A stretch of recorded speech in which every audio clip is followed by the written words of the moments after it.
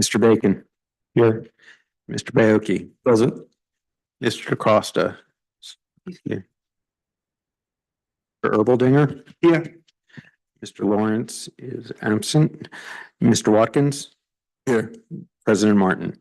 Here. And Mayor Porco. Here. We have quorum, ma'am.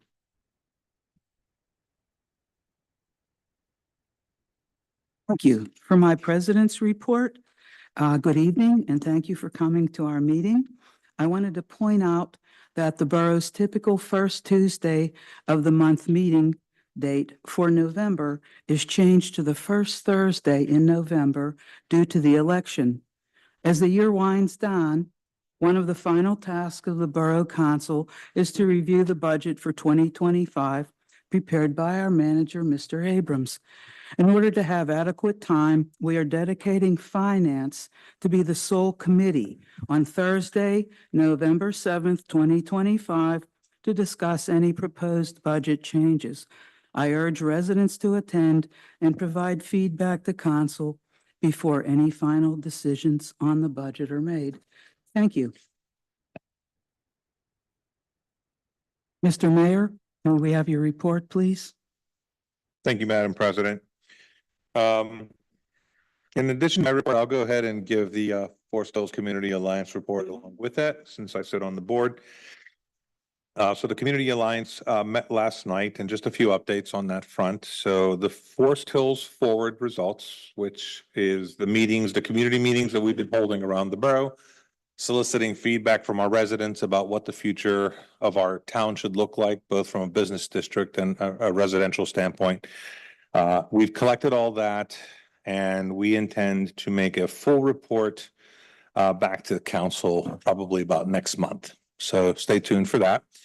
The band shell project that we have been working on is about 90% complete. So the structure is up. So if you've been back behind the rec center, you'll notice that the actual structure is up. So we've got some buttoning up and dressing up to do, which means we need to replace the chain link fence behind the structure. We have a shed to put up. We have some plantings to do. And we hope to have that completed before the end of the year so we can spend down the remainder of the grant money to complete those exercises. And we'll probably have an inaugural event or grand opening of the band shell sometime in the spring with hopefully a nice weekend of maybe a movie in the park, followed by a concert in the park. So stay tuned for that. We'll make some announcements as it pertains to that. The Forest Hills Community Alliance is also beginning to do an outreach to local area businesses. The idea behind that is to basically open a dialogue with them and start to inquire about what they feel their needs are in the community to kind of thrive within Forest Hills. And then we've also announced a Friends of the Forest Hills Community Alliance. So as we've been soliciting feedback, we've also been soliciting volunteers. So anybody who would be interested in helping out with some of the initiatives that we've talked about as part of that Forest Hills Forward, including a walking trail that connects the entire community, the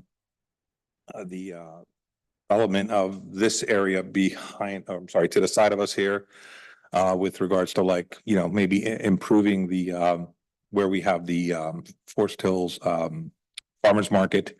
There's lots of smaller and longer term projects. So anybody who has an interest in that should feel free to contact us. We'd love to solicit not only your input, but also your talents in helping that project go into community. And so that wraps up the FHCA update.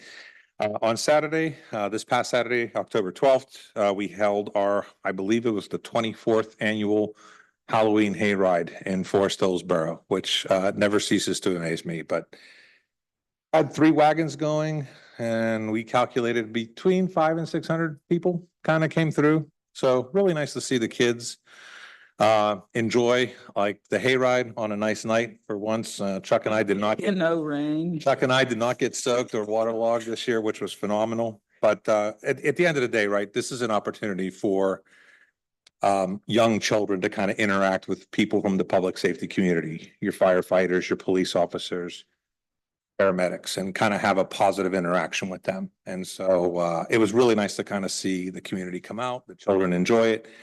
And I got to just run through a list of thank yous. I apologize in advance, but it really takes a ton of people to put this on. But really quick.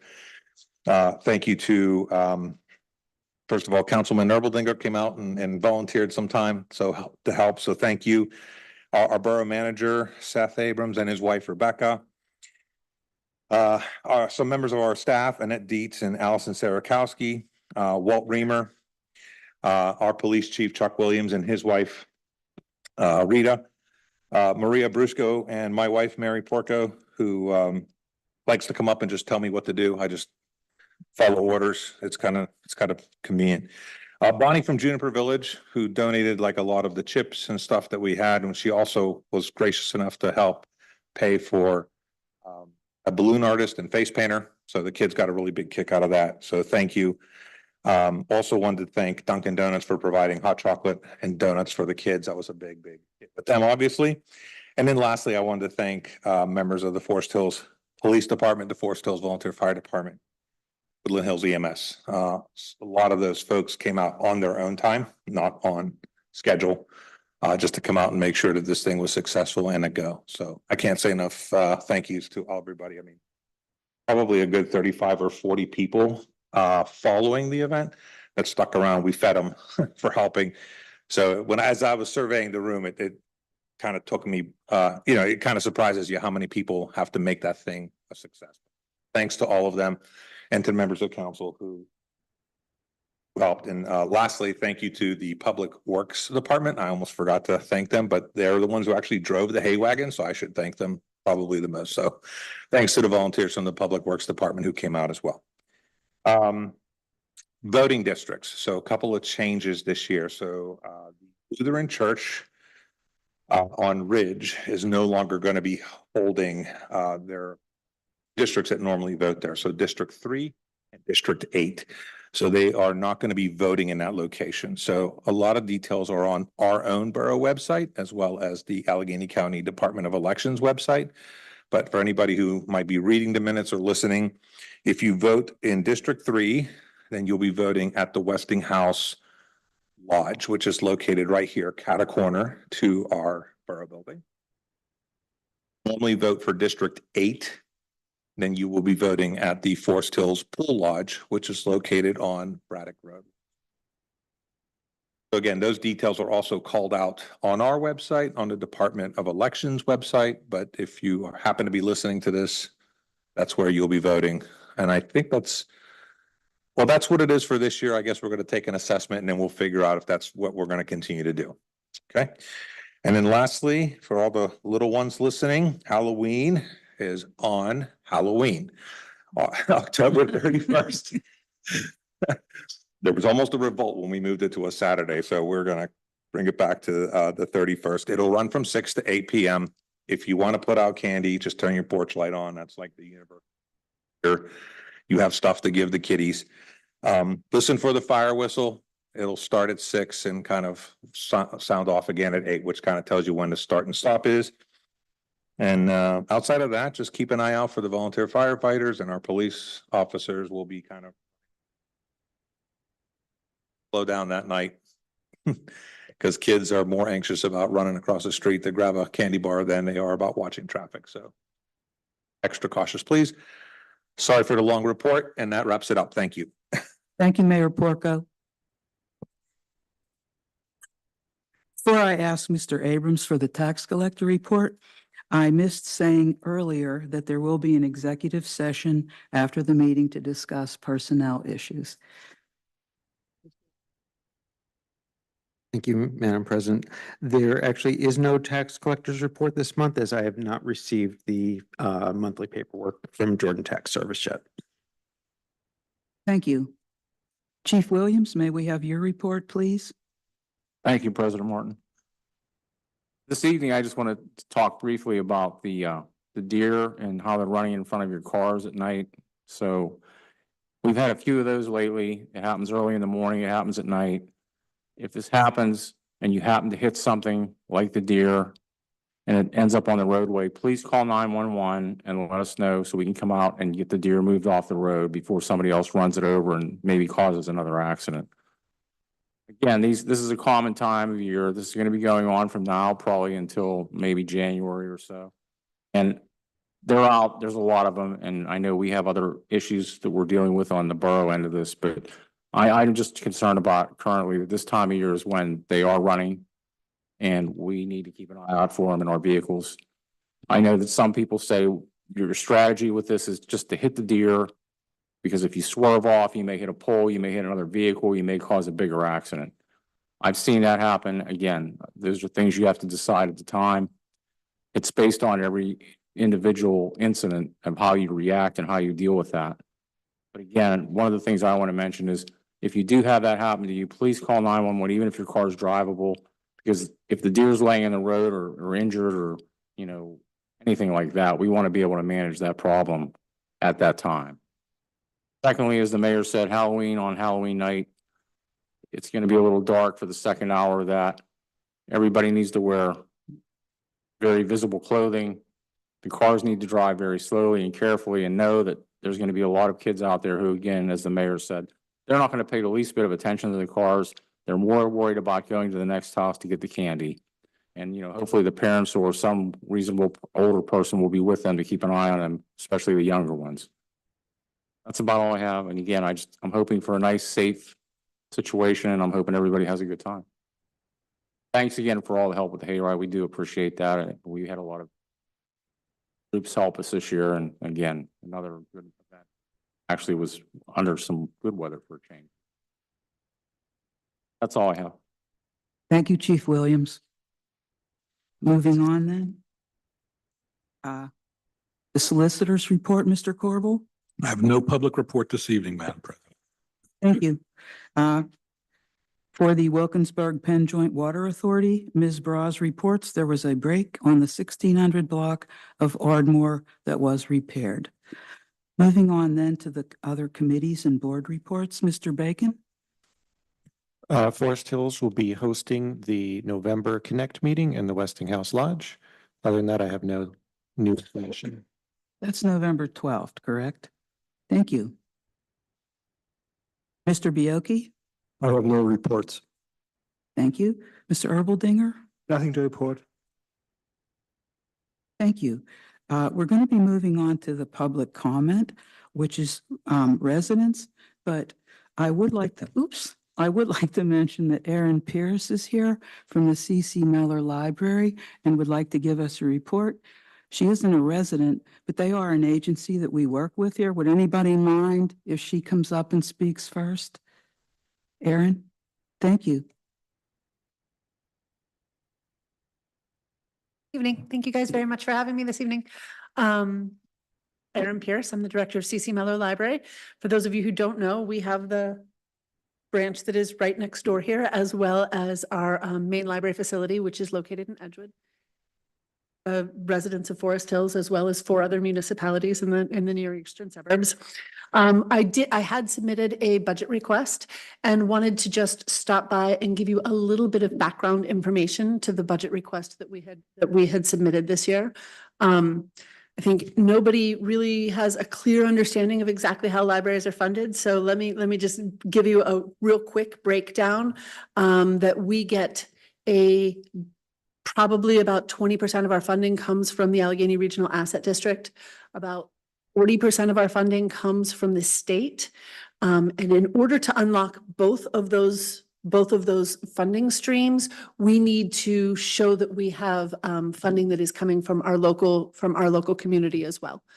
So the way that we structured our budget request this year was to look at the percentage of usage that we get from the residents from the different municipalities that we serve and break that down for a number request. So, Forest Hills residents do about 34% of the usage of our library services. So we asked for about 34%. The number we came up with was a request that was 34% of the number that we need to be able to bring in from local funding. So that's just a little bit of background as to where our magical number came from, because there's so many different ways.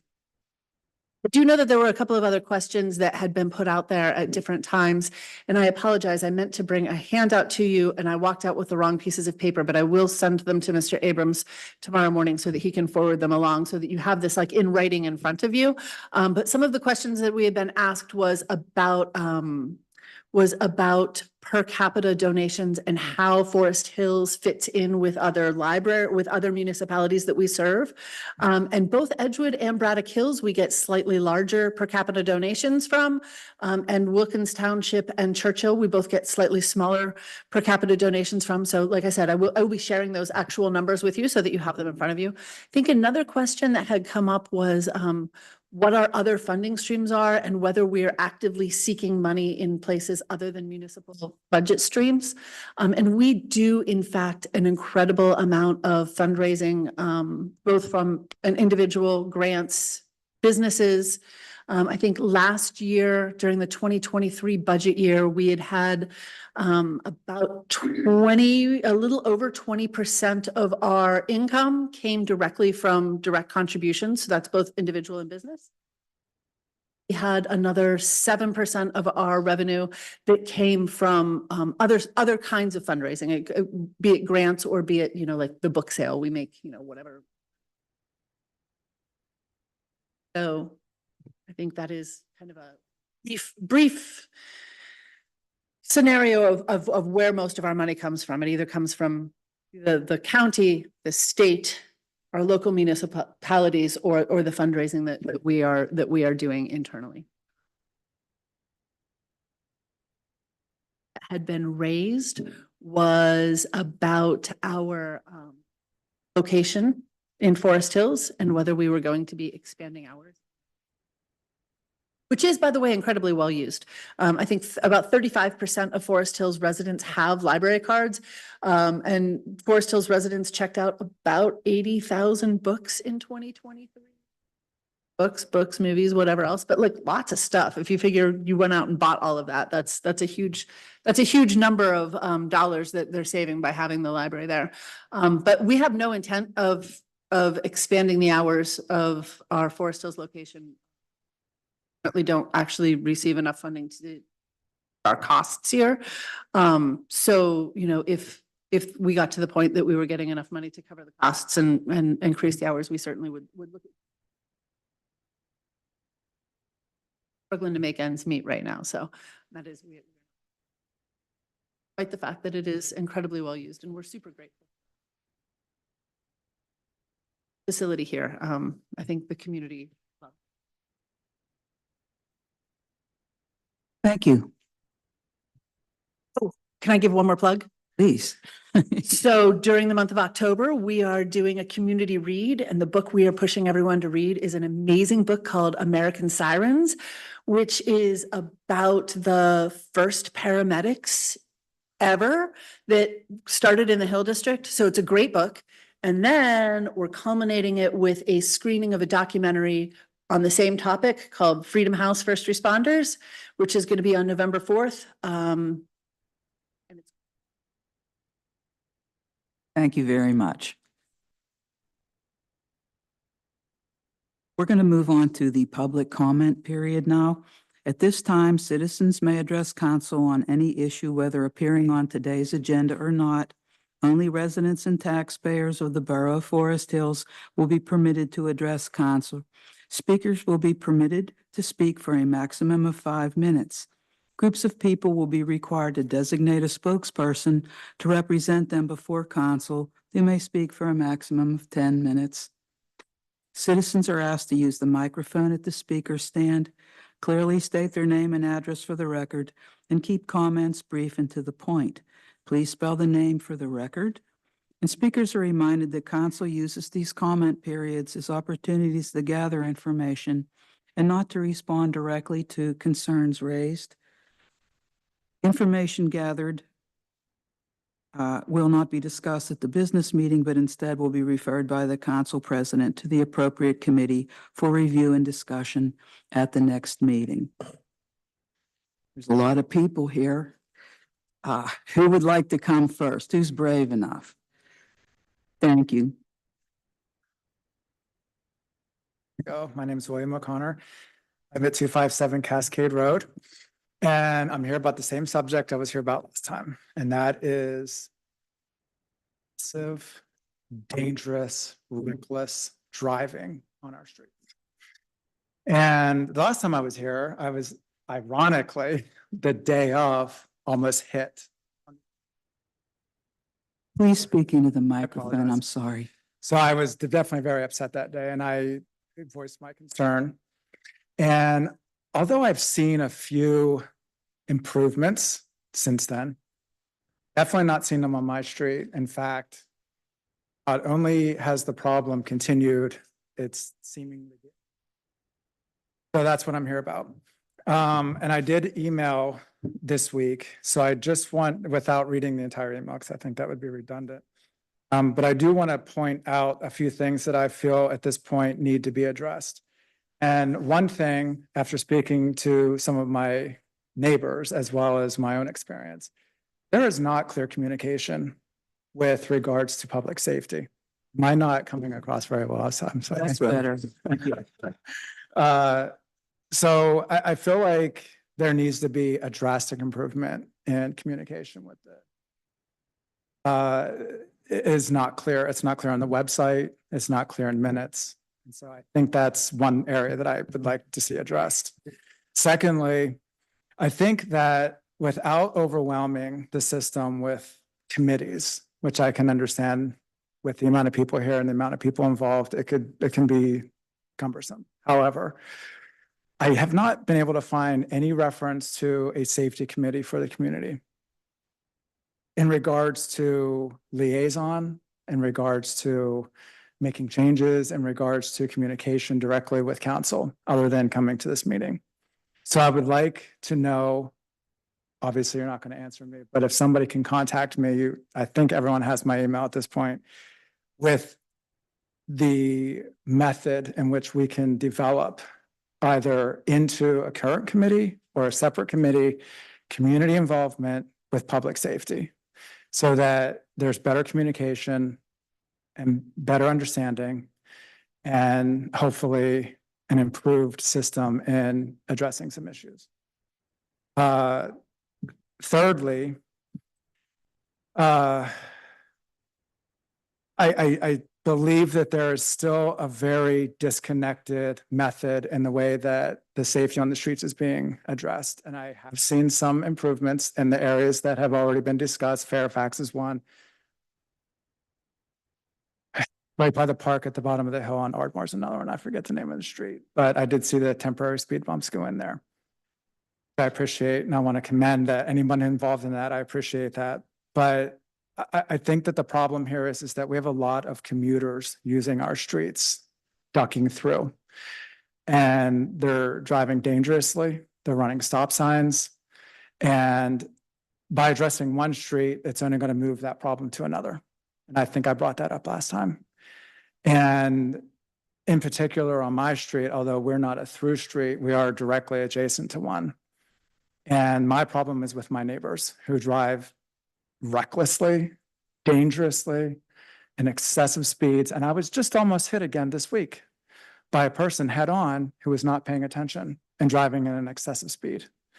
So with that being said, I hope that we can move the community forward collectively and address this problem rather than one fire at a time. And so I'm hoping somebody reaches out to me with a way that we can come together and make that happen. Because I feel at this point I've spoken to, and this is my closing, is I've spoken to a lot of my neighbors. And and a few of you as well. And every time I hear somebody open their mouth, the first thing they say is, I have that problem on my street. Yes, I had that problem today. I had that problem yesterday. I just saw last week. I just saw this morning. This happened. And at this point, I'm getting the impression that I'm not the only person who has this concern. And I know you know that. But at this point, I think collectively as a community, I'm rallying my community and we're moving forward with it. I'm hoping you're on board. It's together. And if we're not together, then someone's against us. And as the community, we feel like we need safety and we need it addressed. And I'm hoping that this council is going to come together and support us and rally with us and make something happen more seriously and faster, collectively, rather than one fire at a time. So that's all I really have to say. So please, somebody contact me if you can direct me on how we can form a committee or we can develop with another committee to address some of the problems. Thank you, Mr. Bioki. Yes. Would you please I'll take care take care of that?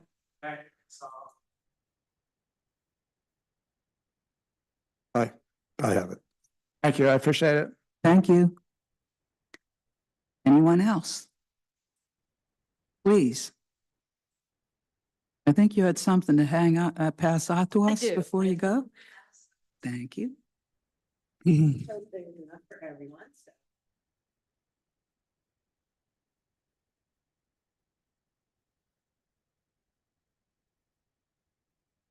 Hello, council. How's this? Am I good? My name is Marilyn Gilsizer. That's spelled G-E-L-Z as in zebra, H-I-S-E-R. I live at 14 Hawthorne Road. I'm here tonight representing the Garden Club of Forest Hills. With me here is our president, Margaret Reed, and a whole cheering section that came to show you how much we appreciate what you've done for us in the past and hopefully what can be done in the future. So I put together this little pamphlet, exhibit, whatever, to kind of summarize what we've done and what we hope to do. So on the first page, you'll see there's a little map, and it shows the 3 gardens that the Garden Club maintains. So that's the Hillside Garden and the Pollinator Garden, which are by the main park. And then the green space that's at the intersection of Avenues A and E. Now, for a lot of reasons, the gardens had begun to become in disrepair. So we came to you last year and asked for some funds to really jumpstart getting the gardens revived a little bit. And thank you very much. You came through for us with $10,000. So what we're looking at, the first chart says 2024. There was a budget that we had of $11,000. We had some additional funds besides what we received from the borough. And what we did, so the Hillside Garden, that's the big garden at the main park, we did some light maintenance there. We replaced the benches, we fixed the entry sign, not a lot. The Avenues dedicated green space, which is a very steep and awkwardly shaped piece of property, has really taken some effort to get it under control. And between having a landscape contractor, Public Works has been super helpful in getting that underway. And also a lot of time with the Garden Club and the help of some of our members who have really taken it on themselves to go after the invasives. I think we're getting it under control. And then we created the new Pollinator Garden, which again is over at the main park. So in 2025 now, we feel like the Avenues dedicated green space and the Pollinator Garden are pretty much at a point where we can maintain them for the year. Our new effort would be the Hillside Garden. So if you see our budget for 2025, our preliminary budget, we're looking at $8,500. So now we'll get into the ugly charts, which we get into the next pages. So in 2024, again, you can see the first chart talks about, we got from the borough $10,000. We had a donation from the Stein Foundation, and then the Garden Club kicked in $500. That, along with a lot of very helpful efforts by the Public Works Department, helped get it together. And I have been diligently keeping the volunteer hours that we've been spending. So we had about 450 hours last year. So that if we look at it at $35 an hour, that equated to some in-kind value that we brought to it. So what did we do? As I mentioned, the main park, we did the sign restoration, the path, put in a new bench, and just sort of kept the garden going. The Avenues green space, we had a big effort with a landscape contractor to remove the invasives, with Public Works, who partnered with us to put in new rain barrels and a curb along Avenue A. And again, an ongoing effort to keep the weeds and invasives under control. In the pollinator garden, so we did a lot of work there. Again, we had a landscape contractor who helped us with some of the heavy lifting, such as we had to dig. I have 1 minute left. Okay, then I'm going to go on to 2025. So 2025, we've looked at our funding a little differently. We're still asking the borough for a contribution of $4,000. We again have money from the Steins. The Garden Club is upping our donation to $2,000. We have a grant that we're actively pursuing and have pretty positive thoughts about, and that's going to get us to the $8,500 that we would like for a budget next year. Now, to end up with the fun part, we can look at the last page, and that's showing one of the reasons, or several reasons, the hillside garden is in the way it is. 2 giant trees have either been removed or will be removed. That's really changed the whole culture of that area. Weeds are coming in, invasives. The big infrastructure project with the culvert under Route 30 really eliminated a lot of the topsoils. There was a lot of efforts. So we're wanting to go in there, replant the center of that garden with something that's a lot more sustainable and I'm easier for us sorry, to you- maintain. Would you be brief? You have run over. I'm done. Okay. We get it. It's a great idea. Thank you so much. Okay, thank you.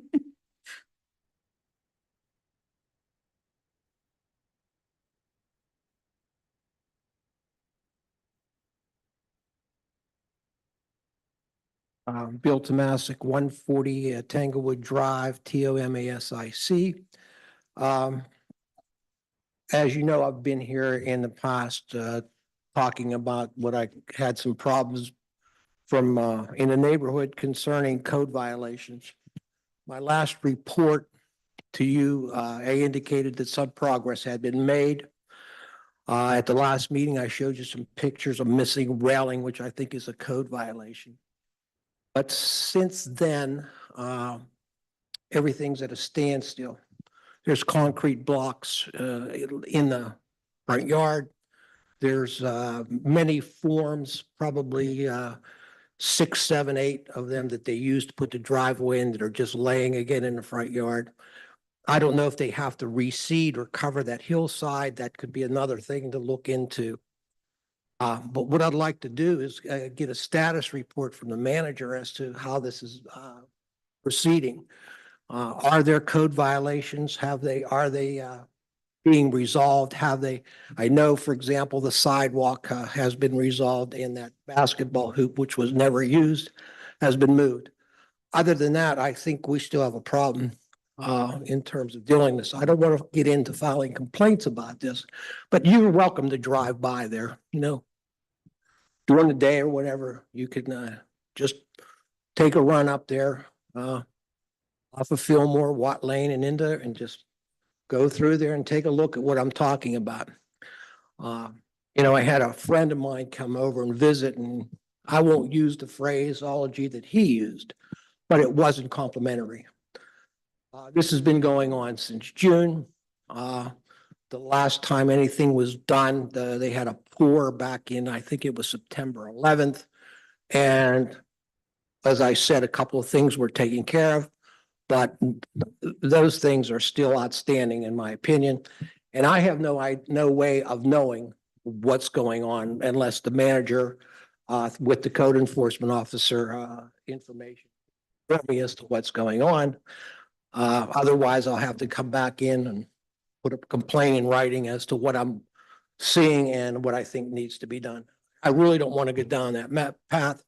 And I didn't want to go down that path from the very beginning, but that was the only alternative I had because it seemed that nobody viewed the situation in terms of these violations. They were indeed violations. So again, I'd appreciate if the manager could be directed to share the update with me in terms of what's going on, the progress and so on. And I'd like to find out what's the status is presently of what I showed you, I believe, the last time in the pictures with that missing railing and so on. if it indeed is a code violation, it needs to be corrected. Thank you.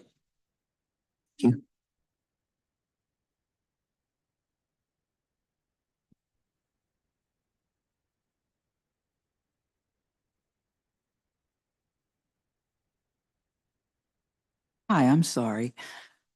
Deborah Pollack, DEBORAH, POLLAK. I reside at 127 Sumner Avenue. I do have.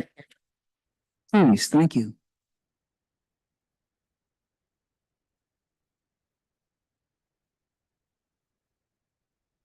Thank you.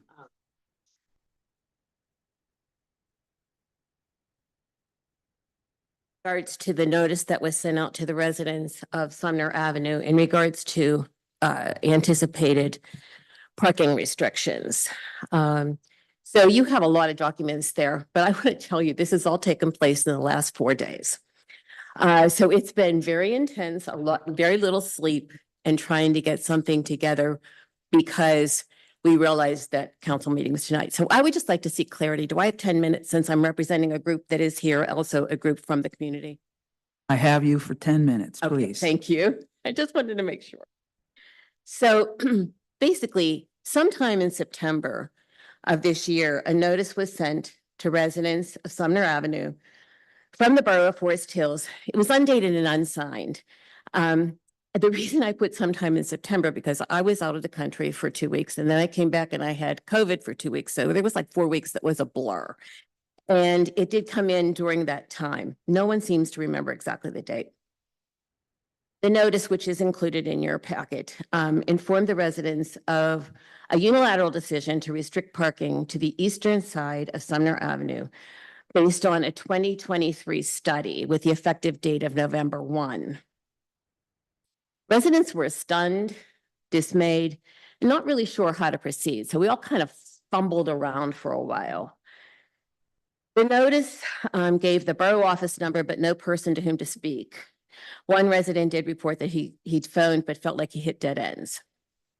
On Friday, October 11th, so 4 days ago, 2 residents, myself and Shana Simmons, based on much input and buzz around the neighborhood, put together a flyer and a survey. The flyer had a QR code to respond, which I knew was going to be somewhat of a problem for some less tech people. So I said, you can back it up with an email to me with your comments. And it was distributed by hand on October 12th with a deadline of 58 hours because we were very limited with time. That included sleeping time, so that the findings could be presented tonight because of the short timeline with the startup date and time. So those are also in your packet. During the ensuing 58 hours, 15 residents responded to the survey. It is now 16. We had a late entry. So one additional late entry was accepted and put it into the survey format. It's not reflected on the distributed spreadsheet that went out ahead of time, but it is on this one. 80%, actually 81%, scored their personal level of concern as a 5 of 5, with 5 being the highest, while the remaining 19% scored their concern at a level 4 or 5. That's also included in your packet. Free text responses were entered and compiled. Those are now in a narrative form in your packet for ease of looking at them. We did not ask people, are you concerned about XYZ? We just left it totally free text. So we got a lot of different information. In addition to the 15 written responses, 2 different residents reported verbally that they had contacted the borough office and were told that one. So I say this because I don't know if it's true or not. So I just want to, I'm just reporting, I'm the messenger here.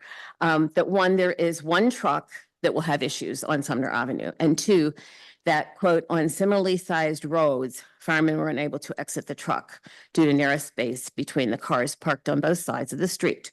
That came from Mr. Bioki via an email. The communication also included the statement that, quote, while all council realizes that parking may cause some inconvenience. That's where we really want to push back. If you review the responses, some do indicate concern about inconvenience, but it happens to be the least mentioned issue of all issues identified. Primary are health, safety, and welfare of the neighborhood, 33%, community, 18%. Sumner Avenue, it's old houses. My house was built in 1918. Old people like me and families. And we are a neighborhood. We help each other out. We care for each other. And we are very concerned about the contentious nature of what's going to happen when people are fighting for parking places. Mr. Porco mentioned that in Forest Hills Forward, I did go to the one meeting. I was able to go to one meeting and I really enjoyed it and wanted to go to more, but they mentioned the facilitators had people write on a Post-it note, one word to describe Forest Hills. And almost universally, it was community. And that's how I have felt for the entire time I've been here. Other responses were a breach of contract, quote, I would not have bought this house had I known this. 15% people reported that. Personal parking spaces in the back which are less than the number of multi-unit or multi-family member dwellings, so that we have 5 cars and 2 spots. That's 11%. There were also numerous comments about seeming disregard for residents who are the ones with skin in the game. Now, those comments are extrapolated. Again, we didn't ask people to categorize, so. Also included in your packet of information is my story. It's one resident's story. And I included it because I felt like people really needed to hear the personal impact of this. We can sit and make decisions based upon a factor, but when you start to look at the impact on individuals, so it's one story of the perhaps 50 to 60 residents who live on Sumner Avenue. I do want to state that we thank you for the opportunity to begin to have our voices heard and ask that the implementation of this restriction be deferred pending a more thorough evaluation of this street and an open and engaging dialogue with the true stakeholders who are the residents of Sumner Avenue. So now I'd like to tell you my story. I purchased my house in 1989. It was my first house. I was newly divorced and I was so excited. The house was built in 1918 and it was a mess. There were so many people living in this house and they had 5 children and a mother-in-law, and it's a relatively small house and it was pretty much of a disaster. But I walked in and I said, this is my house. My mom said, don't you think you ought to go further? And I said, no, this is my house. But I've felt that way ever since. I bought it because it had great bones. It was a wonderful neighborhood and it had the ability to be my forever home, regardless of my physical capacity in the future. It has an addition on the back with a large room that is an extra bedroom and a full bath. So single level living is possible. I've recently affectionately referred to my house as a ranch with a 2nd floor. I lived there for only 4 months when my father had a radical neck surgery with permanent tracheostomy and was put on continuous oxygen with a contiguous tube. He had to navigate steps inside and out at his house in North Braddock. So I moved him and my mom in for the initial 4 months of his recuperation. While we could set him up to manage at home with a porta pot and stuff like that, we couldn't manage his 28 concrete steps to get to his car. My house, 1 step. I thought angels had sent me to this house. I really, people have heard me say that through all of these years. I lived there only 3 years when my life changed and I moved out of state, but I kept my house for the next 19 years. Enduring the ravages and financial losses of bad renters, but I hung in there, reinvesting 300% of the initial cost of the house just to keep it as mine. In 2008, while I was still living in DC, I moved my mom into my house, both for safety and again to alleviate her need to use steps, both inside and outside, at her home in North Braddock. Here, she was 1 step off the street with the car in front, not 28 concrete steps away. The accessibility I've had from my aging parents and now for myself is priceless. My mom lived there independently for 3 years when I was finally able to move back to Pittsburgh again after 19 years of not living in my home. I was able to move back to my angel home. My mom lived there safely and comfortably till the age of 105 3/4. This was made possible only because I was able to park the car right in front of the house. In 2019, I adopted a paralyzed dog. He can't do steps. I can't carry him and his buggy. This adoption is a decision I would not have made if I had known that parking restrictions were in the future. Now at 71, having now invested over 400% of the original cost of my house because it was my forever home. And I thank God every day for my home, which continues to be, had continued to be till now, one that would meet my needs, a ranch with a second floor, no steps, but it's all changed. Okay. My driveway is exceptionally steep. I'll have to now remove snow immediately when it happens, or I'll be housebound. This is a problem financially and logistically due to a lack of available clearing services. It's a threat to my health and well-being every time I have to traverse it in less than optimal weather. I will miss appointments, including doctor's appointments, if it's with an impassable driveway. I now have to consider not if, but when I will sell my house. Even though I've stuck with it through thick and thin, it's not going to meet my needs any longer. I take great pride in my home, in my yard, and in my neighborhood. I care for my neighbors. This is an amazing loss for me. I realize that the decision was made for the safety of the residents. My concern is not inconvenience.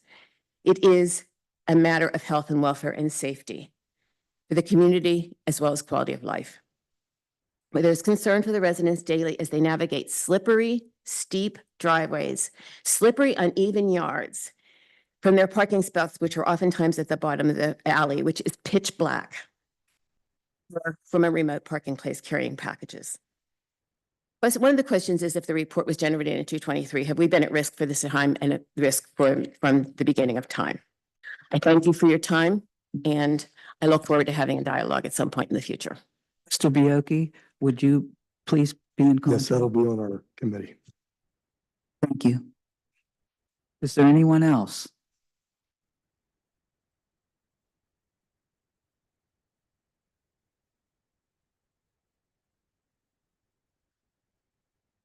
Thank you. Then we'll move on to the regular meeting. Operations and policy, Mr. Bioki.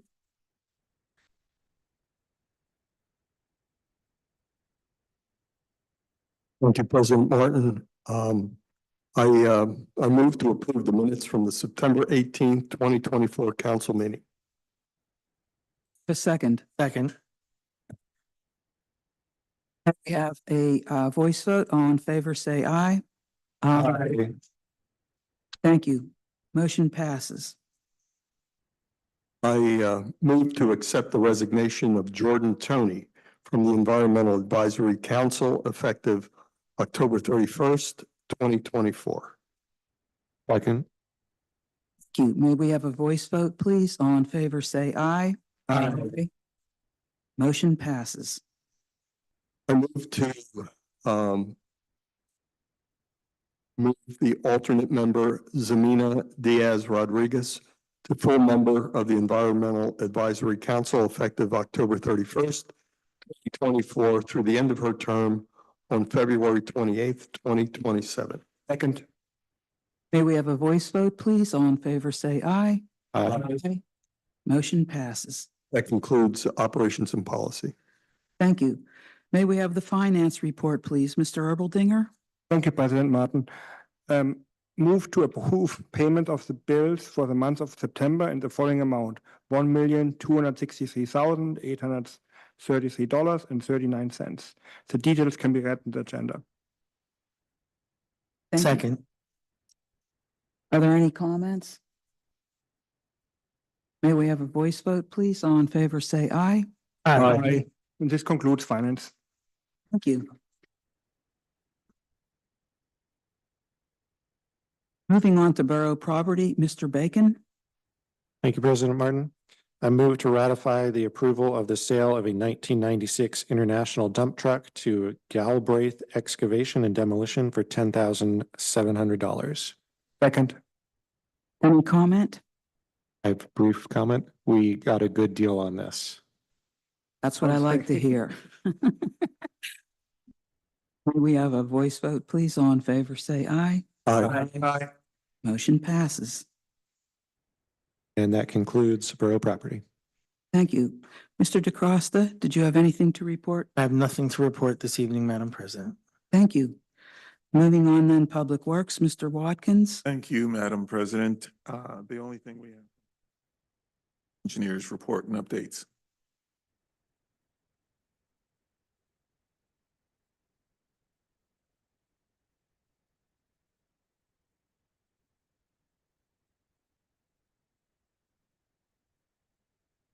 Thank you very much, Mr. Brett. Madam President, that concludes Public Works. Thank you, Mr. Watkins. Moving on then to Public Safety, Mr. Bioki. Thank you, President Martin. There was a motion here, but I'm going to move to table it until our fire chief can provide an updated evaluation of the road and parking conditions on Sumner Avenue. Is there a second? Second. Okay. Have a roll call vote, please. Mr. Bacon? You approve the motion to table. No. Mr. Bioki? Yes. Mr. DeCrosta? Yes. Mr. Erbaldinger? Yes. Mr. Watkins? Yes, as well. Motion carries to table 5-1. Is there an engineering report this evening?